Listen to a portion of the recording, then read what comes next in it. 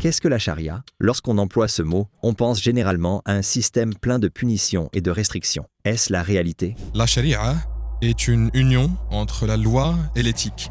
Ce qui est très étrange pour les personnes qui vivent dans la société d'aujourd'hui parce qu'ils pensent que la loi ne fait que punir. Donc, quand on prend n'importe quel livre de fiqh, quel est le premier chapitre d'un livre de fiqh? C'est le chapitre sur l'eau, ça parle de l'eau. Et puis le chapitre suivant, c'est la prière. Et le chapitre d'après parle du jeûne, etc., etc. Si quelqu'un me demandait quels sont les livres de droit islamique, alors je lui donnerais ce livre. Un livre qui commence avec l'eau, donc il faut se rendre compte qu'on parle de deux choses différentes. Les gens veulent passer directement aux punitions et ils veulent se dire, bon, la charia est une chose vraiment effrayante. Les punitions sont à la toute fin, parce que le but de la charia est de t'apprendre à être une personne éthique.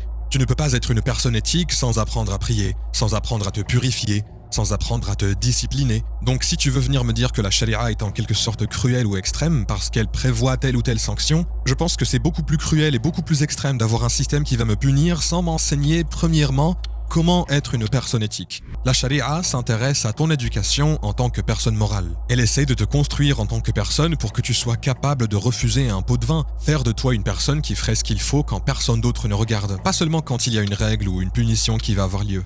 Ce que tu dis est approprié pour la période où le Coran a été révélé, mais 1400 ans se sont écoulés. Est-ce que l'humanité ne pourrait pas trouver un meilleur système? Tu as une voiture? Oui. C'est quel genre de voiture? Une allemande. Dans la boîte à gants, est-ce que tu as le mode d'emploi de cette voiture? Oui. Pourquoi tu n'en as pas écrit un nouveau? Je n'en ai pas besoin. Pourquoi? Ils l'ont déjà fait. Ils l'ont déjà fait. Et que se passerait-il si vous essayez d'écrire un nouveau mode d'emploi? J'abîmerai la voiture.